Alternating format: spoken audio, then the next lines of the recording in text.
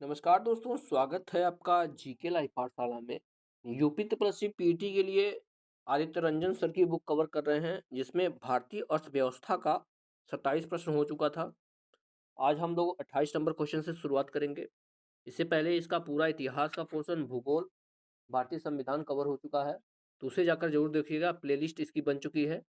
साथ ही साथ अन्य कई सारी बुक जो भी आपकी इंपॉर्टेंट है कवर हो रही हैं। तो सारी की सारी जो है बुक देखने के लिए आप हमारे चैनल पर जरूर एक बार विजिट कीजिए। और जो भी लोग नए हैं, प्लीज़ एक बार चैनल को जरूर सब्सक्राइब कीजिएगा। टेलीग्राम चैनल को अगर आप ज्वाइन कर लेंगे तो वहाँ से आपको पूरा का पूरा पीडीएफ भी देखने को मिल जाएगा। शुरुआत करते हैं 28 नंबर प्रश्न से। दिया गया है आपका 21वीं 11वीं पंचवर्षीय योजना की अवधि क्या थी। सभी पंचवर्षीय योजना की अवधि आप लोग ध्यान में रखिएगा। आप लोग जो है एक बार सन देख लेंगे तो पता चल जाएगा, क्योंकि बीच में जो है योजनाओं का जो भी आया है उसे आप अगर काउंट कर लेंगे तो आपको जानने में कोई दिक्कत नहीं होगी, आराम से इसको आप समझ सकते हैं। तो यह जो है आपका 11वीं पंचवर्षीय योजना 2007 से लेकर 2012 तक चली थी। इसकी व्याख्या देखना बहुत ही इंपॉर्टेंट है। क्वेश्चन से ज़्यादा जो है इंपॉर्टेंट इसका व्याख्या है, क्योंकि जो है व्याख्या से 3 से 4 क्वेश्चन अपने आप जो क्लियर हो जाते हैं। भारत की 11वीं पंचवर्षीय योजना 2007 से 12 की अवधि के दौरान क्रियान्वित की गई थी। इसका विषय था तेज और अधिक समावेशी विकास। यह इंपॉर्टेंट रहता है, सबका विषय पूछा जाता है। इसको बढ़ावा देना। इसका उद्देश्य गरीबी और असमानता को कम करना, शिक्षा और स्वास्थ्य सेवाओं में सुधार करना और सतत विकास को बढ़ावा देना इसका जो है मुख्य उद्देश्य था। नेक्स्ट क्वेश्चन की तरफ बढ़ते हैं। 29 नंबर प्रश्न में आपका यहाँ पर दिया गया है, पंचवर्षीय योजना किस संस्करण का उद्देश्य खाद्यान्न उत्पादन में तेजी लाना, रोजगार के अवसर को बढ़ाना और खाद्य कार्य और उत्पादकता पर ध्यान केंद्रित करते हुए उत्पादकता बढ़ाना, और वह बहुत सफल रहा। तो यहाँ पर किस पंचवर्षीय योजना की बात हो रही है? तो यह जो है 7वीं पंचवर्षीय योजना ऐसा कहा गया था। डी ऑप्शन सही है, 7वीं पंचवर्षीय योजना। इसकी व्याख्या दिया गया है, 7वीं पंचवर्षीय योजना जो कि 1985 से लेकर 90 तक चला था, यह जो है खाद्य कार्य और उत्पादकता विषय पर केंद्रित है। इस योजना का उद्देश्य समावेशी विकास था और इसमें औद्योगिक विकास के साथ साथ कृषि, रोजगार और सामाजिक न्याय के पर जो है महत्व जोर दिया गया था। इस योजना को सफल इसलिए कहा जाता है क्योंकि इसने 5% की लक्ष्य वृद्धि की दर से स्थान पर 6.1% की लक्ष्य पाया। यानी लक्ष्य इसका 5% वृद्धि रखा गया था, लेकिन यह जो है 6.1 जो है हासिल किया था। यह जो है इसलिए सफल योजना थी। नेक्स्ट क्वेश्चन, योजना आयोग के अंतिम उपाध्यक्ष कौन थे? आप लोग जानते हैं योजना आयोग को खत्म करके उसके स्थान पर नीति आयोग ला दिया गया है। तो इसके अंतिम उपाध्यक्ष के बारे में पूछा गया है।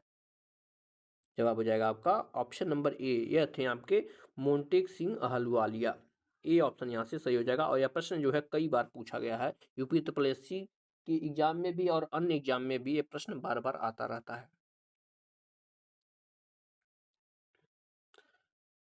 इसकी व्याख्या देखते हैं। श्री मोंटेक सिंह आहलुवालिया भारत के योजना आयोग के अंतिम उपाध्यक्ष थे। वे 2004 से लेकर 2014 तक इस पद पर रहे। 2014 में योजना आयोग को भंग कर दिया गया और 1 जनवरी, ध्यान रखिएगा, 1 जनवरी 2015 को नीति आयोग यानी राष्ट्रीय भारत परिवर्तन संस्थान द्वारा प्रतिष्ठापित किया गया।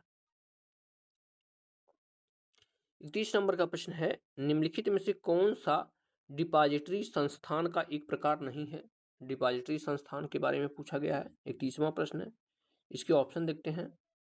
जवाब हो जाएगा आपका ऑप्शन नंबर यहाँ से बी, ऑप्शन बी, नाबार्ड की यहाँ पे बात हो रही है। बी ऑप्शन सही हो जाएगा। देखते हैं, डिपॉजिटरी संस्था एक वित्तीय संगठन है जो जनता से जमा स्वीकार करता है, जबकि नाबार्ड जो कि राष्ट्रीय कृषि ग्रामीण विकास बैंक है, इसका मुख्य रूप से ग्रामीण विकास के लिए ऋण और पुनर्वित्त प्रदान पर केंद्रित है। यह एक डिपॉजिटरी संस्थान नहीं है।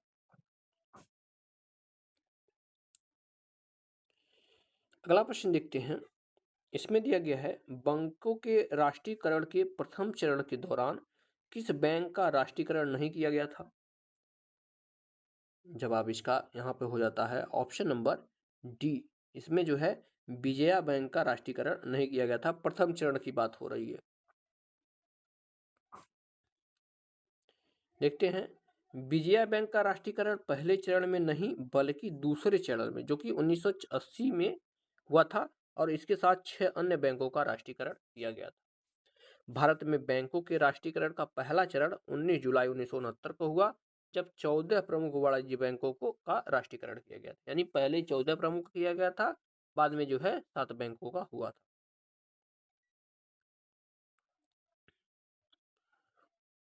नेक्स्ट क्वेश्चन है, निम्नलिखित में से कौन एक वाणिज्यिक बैंक नहीं है? जवाब हो जाएगा आपका ऑप्शन डी, सीडीबी एक वाणिज्यिक बैंक नहीं है। डी ऑप्शन से होगा सीडीबी।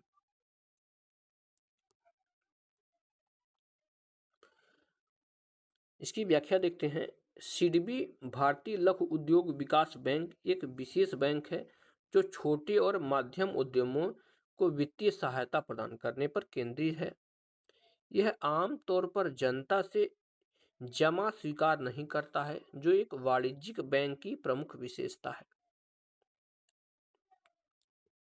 अगला प्रश्न है, वेरिएबल एटीएम कार्ड्स और ऑफलाइन यूपीआई किस कंपनी द्वारा लॉन्च किया गया है? यानी ऑफलाइन यूपीआई भी लॉन्च किया गया है, जो किसके द्वारा शुरू किया गया है?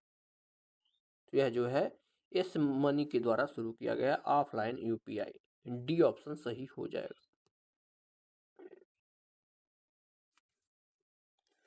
देखते हैं इसके बारे में। इस मनी ने पहनने योग्य एटीएम कार्ड और ऑफलाइन यूपीआई भुगतान पेश किए हैं, जिससे उपयोगकर्ता बिना किसी भौतिक कार्ड या इंटरनेट कनेक्शन के लेन देन कर सकते हैं। यह तकनीकी सुरक्षित लेन देन की सुविधा के लिए एनएफसी यानी नियर फील्ड कम्युनिकेशन का उपयोग करता है। बढ़ते हैं अगले प्रश्न की तरफ। इसमें दिया गया है, इसमें से कौन सा बैंक है जो कृषि तथा ग्रामीण क्षेत्रों का वित्त पोषण करने वाली एक केंद्रीय या शीर्ष संस्थान है? तो है जो है हो जाएगा आपका ऑप्शन नंबर यहाँ से सी, नाबार्ड है। कौन सा है? नाबार्ड है। देखते हैं इसके बारे में। नाबार्ड का मतलब है राष्ट्रीय कृषि और ग्रामीण विकास बैंक। यह भारत की सर्वोच्च संस्था है जो कृषि विकास, ग्रामीण बुनियादी ढांचे और स्वयं सहायता समूहों और ग्रामीण ऋण संस्थान के लिए वित्तीय सहायता, नीति मार्गदर्शन और निगरानी सहायता प्रदान करती है। अगला क्वेश्चन देखते हैं। 1969 में कितनी प्रमुख निजी बैंकों का राष्ट्रीयकरण किया गया था? अभी पिछले प्रश्न में आया था। तो जो है कुल 14 बैंकों का राष्ट्रीयकरण किया गया था। यहाँ से डी ऑप्शन सही है, 14 बैंकों का। 1969 में भारत सरकार ने 14 प्रमुख निजी बैंकों का राष्ट्रीयकरण किया। इस कदम से बैंकिंग को ग्रामीण और कृषि, लघु उद्योग और गरीबी उन्मूलन जैसे प्राथमिकता वाले क्षेत्रों तक लाया गया था। नेक्स्ट क्वेश्चन देखते हैं। दिया गया है, निम्नलिखित में से किस अधिनियम ने बैंकों को राष्ट्रीयकरण के लिए शर्तें निर्धारित की थी? यानी किस अधिनियम के तहत बैंकों का राष्ट्रीयकरण किया गया था? जवाब हो जाएगा आपका ऑप्शन नंबर यहाँ से ए, बैंकिंग कंपनियां अधिनियम 1970। ठीक है ना, इसके तहत किया गया था। ए ऑप्शन यहाँ से सही हो जाएगा। अब इसकी भी व्याख्या देख लेते हैं हम लोग एक बार। बैंकिंग कंपनियां जो कि उपक्रमों का अधिग्रहण और हस्तांतरण अधिनियम 1970 है, वह कानून है जिसने भारत में बैंकों के राष्ट्रीयकरण के लिए कानूनी ढांचा तैयार किया और निजी बैंकों के स्वामित्व को केंद्र सरकार को हस्तांतरित करने में सक्षम बनाया।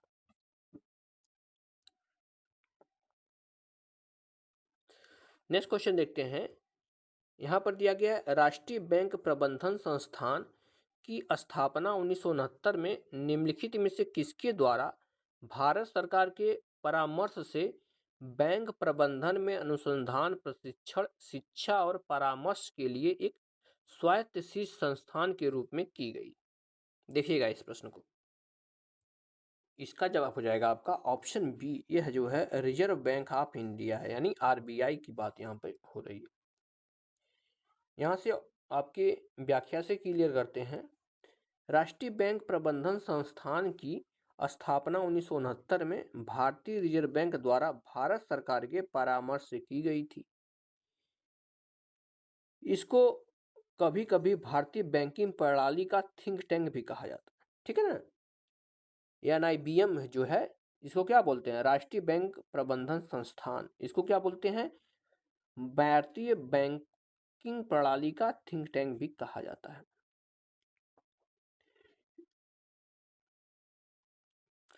यह एक स्वायत्त शीर्ष संस्थान है जो बैंकिंग और वित्त अनुसंधान, वरिष्ठ और मध्यम स्तर के बैंकरों को प्रशिक्षण एवं बैंकों के वित्तीय संस्थानों के लिए परामर्श जैसी गतिविधियों पर जो है ध्यान केंद्रित करता है। अगला प्रश्न है, पूछा गया है कि बैंक दर का अर्थ क्या है। तो आप लोग बैंक दर, रेपो दर, इस सब चीजों पे ध्यान रखेंगे तो आपको क्लियर होता रहेगा। जवाब हो जाएगा, बैंक दर का मतलब जो है आपको देश के केंद्रीय बैंक द्वारा ली जाने वाली आधिकारिक ब्याज दर जो है बैंक दर कहलाती है। और जो है जिस दर को जो है पैसा लौटाता है RBI, वह जो है रिवर्स रेपो दर। दोनों को आप लोग ध्यान में रखेंगे। इसकी व्याख्या देखते हैं। बैंक दर वह दर है जिस पर केंद्रीय बैंक वाणिज्यिक बैंकों को बिना किसी सुरक्षा के लंबी अवधि के लिए पैसा उधार देता है। यह एक मौद्रिक नीति उपकरण है जिसका उपयोग मुद्रास्फीति को नियंत्रण करने, धन की आपूर्ति को विनियमित करने और अर्थव्यवस्था में ब्याज दरों को प्रभावित करने के लिए किया जाता है। 40वां प्रश्न है, यदि RBI नगद कोषानुपात को घटा दे तो साख सीजन पर क्या असर? तो जो है साख सीजन जो है बढ़ जाएगा। ए ऑप्शन सही हो जाएगा, क्या बढ़ जाएगा। इसकी व्याख्या देखिए, जब RBI नगद कोषानुपात यानी CRR कम करता है तो बैंकों को RBI के पास कम पैसा रखना पड़ता है, जिसका अर्थ है कि बैंकों के पास अधिक धन उपलब्ध होगा। इसलिए बैंक अधिक ऋण दे सकते हैं, जिससे ऋण सृजन साख सीजन में क्या होती है, वृद्धि होती है। अगला प्रश्न है, 100 रुपए का नोट किसके द्वारा हस्ताक्षरित होता है, यानी 100 रुपए के नोट पर कौन हस्ताक्षर करता है? तो जो है RBI के गवर्नर करते हैं। कौन करता है? RBI के गवर्नर करते हैं। सभी बड़ी नोटों पर यही गवर्नर करते हैं, सिक्कों को जो है 1 रुपए के नोट पर छोड़कर। 100 रुपए के नोट पर RBI के गवर्नर का हस्ताक्षर होता है। भारतीय करेंसी नोट RBI अधिनियम 1934 के तहत RBI द्वारा जारी किए जाते हैं। अगले प्रश्न में पूछा गया है फेमा, ठीक है ना, क्या पूछा गया, फेमा का पूर्ण रूप क्या है? फेमा का पूर्ण रूप क्या है? तो इसका जवाब हो जाएगा आपका ऑप्शन डी, क्या है, फॉरेन एक्सचेंज मैनेजमेंट एक्ट है। डी ऑप्शन यहां से सही हो जाएगा, फॉरेन एक्सचेंज मैनेजमेंट एक्ट। इसके बारे में देखते हैं। फेमा का मतलब जो है फॉरेन एक्सचेंज मैनेजमेंट एक्ट, विदेशी मुद्रा प्रबंधन अधिनियम। इसे वर्ष 1999 में पारित किया गया था और यह 1 जून 2000 को लागू हुआ, जिसने पहले के या FIRA यानी विदेशी मुद्रा विनिमय अधिनियम की जगह ली।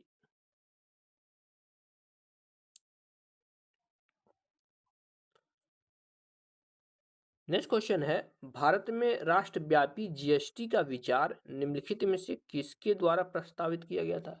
यानी GST लाने का जो है विचार सबसे पहले किसके मन में आया, या कहा जाए तो किस अधिनियम या किस समिति के जो है सिफारिश पे GST लाया गया था?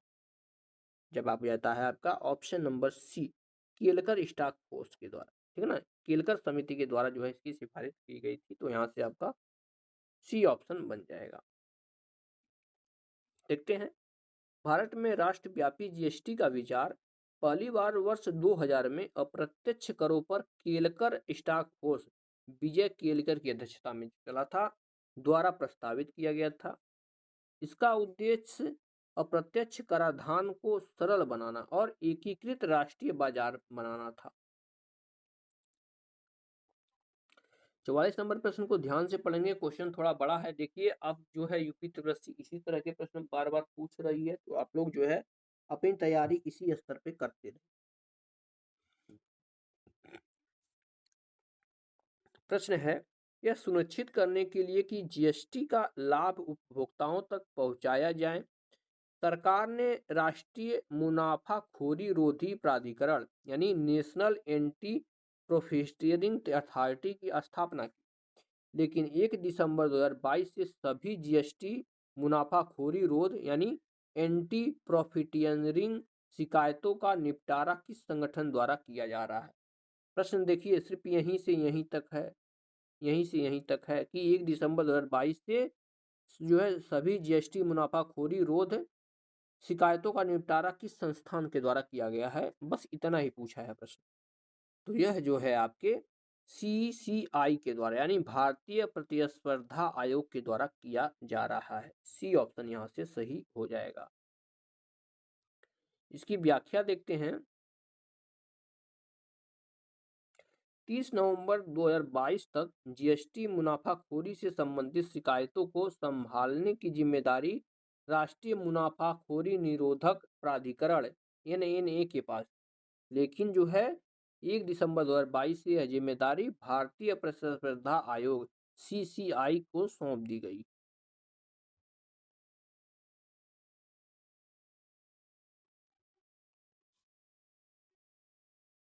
नेक्स्ट क्वेश्चन है, जीएसटी की कौन सी प्रमुख विशेषता क्रेडिट के निर्बाध प्रवाह की अनुमति देती है और अंतिम उपभोक्ता पर कर के बोझ को कम कर।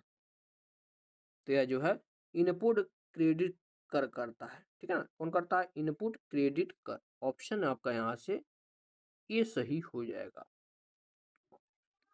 इसकी व्याख्या दिया गया है, जीएसटी की प्रमुख विशेषता इनपुट टैक्स क्रेडिट है जो ऋण के निर्बाध प्रवाह की अनुमति देती है और अंतिम उपभोक्ता पर कर का बोझ कम कर।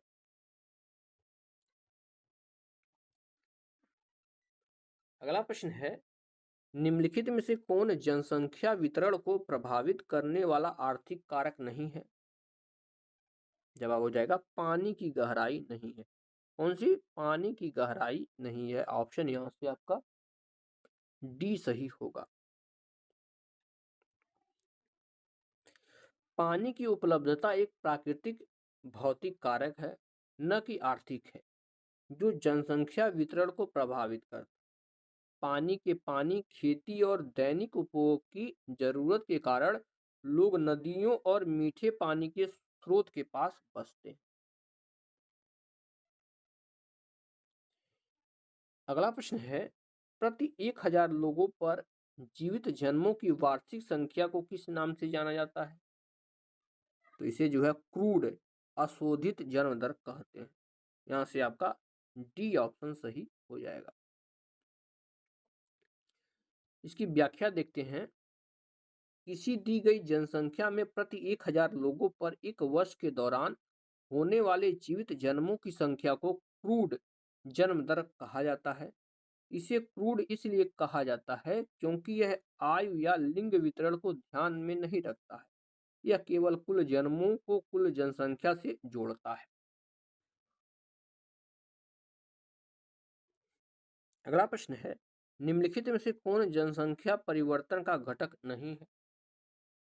जवाब हो जाएगा ऑप्शन ए रुग्णता नहीं है। जनसंख्या परिवर्तन का घटक जो है रुग्णता नहीं है। यहां से ए ऑप्शन सही होगा। देखते हैं, रुग्णता का अर्थ है बीमारी या रोग और यह जनसंख्या गणना में प्रत्यक्ष कारक नहीं है। यह स्वास्थ्य स्थितियों को प्रभावित करता है लेकिन जनसंख्या के आकार को सीधे तौर पर नहीं बदलता है। जनसंख्या परिवर्तन को प्रभावित करने वाले 3 मुख्य कारक है। कौन कौन? जन्म, मृत्यु और प्रवास।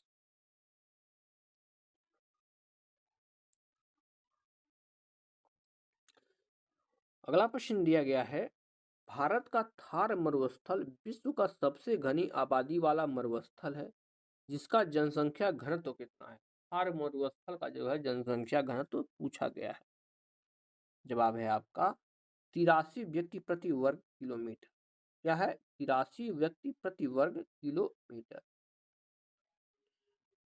इसकी व्याख्या दिया गया है, थार मरुस्थल, जिसे महान भारतीय मरुस्थल के रूप में भी जाना जाता है, मुख्य रूप से राजस्थान में स्थित है। शुष्क परिस्थितियों के बावजूद इसका जनसंख्या घनत्व लगभग 83 व्यक्ति प्रति किलोमीटर स्क्वायर है। यह सहारा या अरब मरुस्थल जैसे विश्व के अन्य प्रमुख मरुस्थलों की तुलना में असाधारण रूप से अधिक है, जिसका जनसंख्या घनत्व बहुत कम है, लगभग 5 व्यक्ति प्रति किलोमीटर से भी कम है। कहाँ की? यह सब जो है सहारा या अन्य मरुस्थल की बात हो रही है। 50 नंबर का प्रश्न है, 2021-22 तक भारत में 1913 रिपोर्टेड यानी प्रतिवेदित खदानें हैं, जिनमें से सबसे अधिक 263 खदानें भारत के निम्नलिखित में से किस राज्य में? तो सबसे अधिक खदानें भारत की अगर बात करते हैं तो मध्य प्रदेश में है। ये ऑप्शन सही जगह कहाँ है? मध्य प्रदेश में है। इसकी व्याख्या दिया गया है, रिपोर्टिंग वर्ष 2021-22 तक मध्य प्रदेश में 263 खदानें थी, जो देश भर में रिपोर्ट की गई 1319 खदानों में से सबसे अधिक है। अगला प्रश्न है, निम्नलिखित में से किस राज्य में हाल ही में यूरेनियम खनन भंडार पाए गए हैं? जवाब हो जाएगा आपका, यह जो है राजस्थान में पाए गए हैं। डी ऑप्शन से कहां पर पाए गए हैं? राजस्थान में। इसकी व्याख्या दी गई है, हाल ही में किए गए भूवैज्ञानिक सर्वेक्षणों से राजस्थान में खास तौर पर सीकर जिले में महत्वपूर्ण यूरेनियम भंडारों का पता चला है। परमाणु खनिज अन्वेषण और अनुसंधान निदेशालय ने कई क्षेत्रों में यूरेनियम ऑक्साइड के भंडारों की पहचान की है। अगला प्रश्न है, भारत में एशिया का पहला निर्यात प्रसंस्करण क्षेत्र कहाँ स्थापित किया गया है? एशिया का पहला निर्यात प्रसंस्करण क्षेत्र वह जो है कांडला गुजरात में स्थापित किया गया है। कांडला गुजरात में। इसकी व्याख्या देखें, एशिया का पहला निर्यात प्रसंस्करण क्षेत्र ईपीजेड वर्ष 1965 में गुजरात के कांडला में स्थापित किया गया। ईपीजेड यानी एक्सपोर्ट प्रोसेसिंग जोन एक विशेष रूप से नामित क्षेत्र है, जिसका उद्देश्य है निर्यात को बढ़ावा देना, कर लाभ जैसे, ध्यान रखिएगा, कर लाभ जैसे प्रोत्साहन प्रदान करना और निर्यात उन्मुख उद्योगों के लिए बुनियादी ढांचा समर्थन सुनिश्चित करना। नेक्स्ट क्वेश्चन है, समान पारिश्रमिक अधिनियम 1976 के किस अध्याय में पुरुष और महिला श्रमिकों को समान दरों पर पारिश्रमिक भुगतान और अन्य मामले शामिल हैं? यहाँ नीति निषेध सिद्धांत जो है समान कार्य के लिए समान वेतन की बात की गई है, यही जो है पूछा। इसका जवाब हो जाएगा, यह जो है अध्याय 2 में दिया गया है। ए ऑप्शन सही है, अध्याय 2 में। देखते हैं, समान पारिश्रमिक अधिनियम 1976 के अध्याय 2 के निर्देशक है, पुरुष और महिला श्रमिकों को समान दरों पर पारिश्रमिक का भुगतान और अन्य मामले। देखते हैं, समान पारिश्रमिक अधिनियम 1976 को पुरुषों और महिलाओं दोनों के लिए समान काम के लिए समान वेतन सुनिश्चित करने और रोजगार में लिंग आधारित भेदभाव को रोकने के लिए अधिनियमित किया गया था। तो इस तरह से हमने अर्थव्यवस्था के लेक्चर को पूरा कर लिया है। अगर ये वीडियो पसंद आया हो तो आप लोग लाइक जरूर करिएगा और चैनल को जरूर सब्सक्राइब कीजिएगा। मिलते हैं नेक्स्ट लेक्चर में, तब तक के लिए धन्यवाद।